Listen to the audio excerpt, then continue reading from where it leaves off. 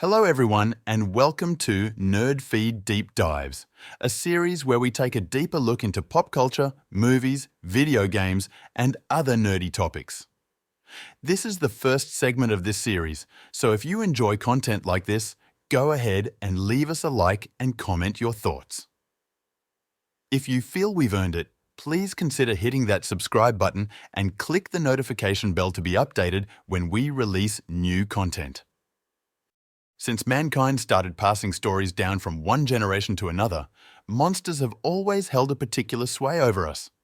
Monsters have always represented something deep down in our psyche, something that we couldn't always explain or didn't fully understand.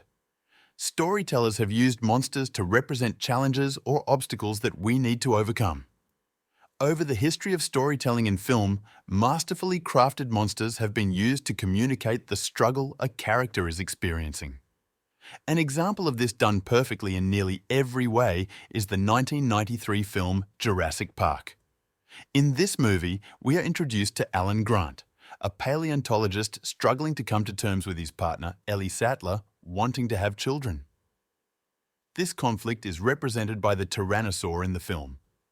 Every time the Rex is on screen, it forces Alan to protect the children, culminating in his acceptance as a father figure to the children stranded on the island with him. If you'd like an in-depth explanation for this train of thought, let me know, and I'll do another deep dive.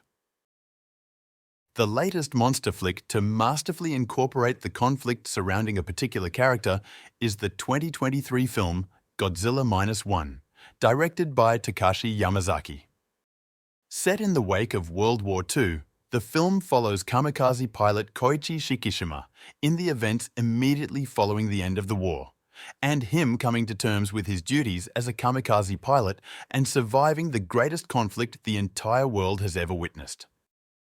Throughout the film, Yamazaki crafts a story of deep loss, mourning, love, and redemption. A huge character in the film, though buried and disguised, as we'll get to in a moment, is Koichi's survivor's guilt, PTSD, and his honor and duty as a kamikaze pilot. And it is masterfully embodied by the big guy himself, Godzilla. Each of Godzilla's appearances throughout the film coincide with Koichi's struggle to overcome his guilt and PTSD. Godzilla appears in crucial points throughout the film as a ghastly reminder of the internal conflict that Koichi is experiencing. Godzilla represents the growth of Koichi's guilt for abandoning his post and the battle raging in Koichi's mind to overcome these thoughts and feelings. While Noriko, Akiko, and the rest of his friends represent the part of Koichi that wants so desperately to move on and evolve beyond the disgraced kamikaze pilot. When Godzilla returns to destroy the boats or to absolutely annihilate Ginza, it is always when Koichi is starting to push for growth and development and starting to believe that maybe he can continue living despite his past discrepancies. Each appearance of Godzilla tracks perfectly along Koichi's development as a character, forcing him to come to terms with his actions during the war and to accept them and to continue living and escape from the cycle of grief, despair, and guilt. Godzilla represents these emotions and the hurdle that must be overcome for Koichi to truly pursue his own happiness. He can't move on in his life with Noriko and Akiko until he slays the dragon in his mind.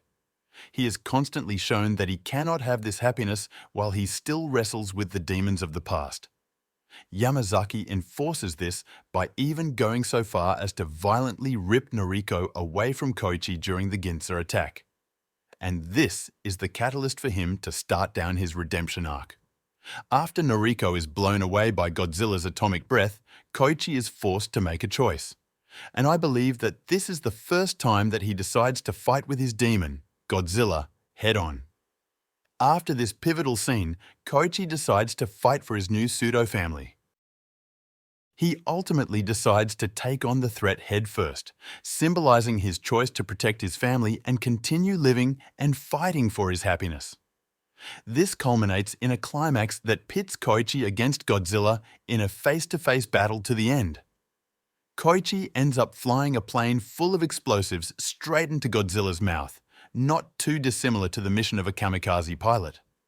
The difference here is that instead of fulfilling the kamikaze mission and sacrificing himself to destroy Godzilla, he ejects from the prototype aircraft just before landing the decisive blow to the monster plaguing him for so long. He chose life. He actively chooses to continue living for Akiko and his friends, thus finally conquering the demons of his past and letting them sink to the bottom of the sea with the remains of Godzilla, the embodiment of those guilts. Monsters are a way for storytellers to communicate struggle, strife, and conflict within a character, and few films pull it off as gracefully or respectfully as Godzilla -1. This film tackles deep issues like guilt, despair, post-traumatic stress, and strong family bonds with a tact and finesse that seems to be missing from the recent big Hollywood blockbusters.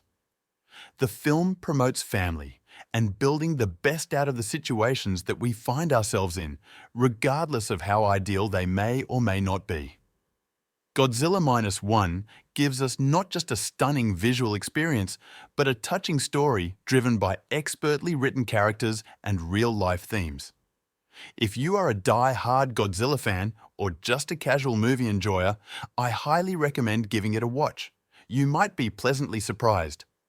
This film has heart, and it provides a visual spectacle on par with the largest Hollywood studios and with a fraction of the budget. These are just my opinions, but I'd love to hear yours. Sound off in the comments below. Did you like the film? Are you planning to see it again? Thanks so much for watching this segment of NerdFeed's Deep Dives, where we go a bit deeper into the pop culture icons you love. If you enjoyed the video, give us a thumbs up, leave a comment, and don't forget to subscribe so you don't miss any of our new content.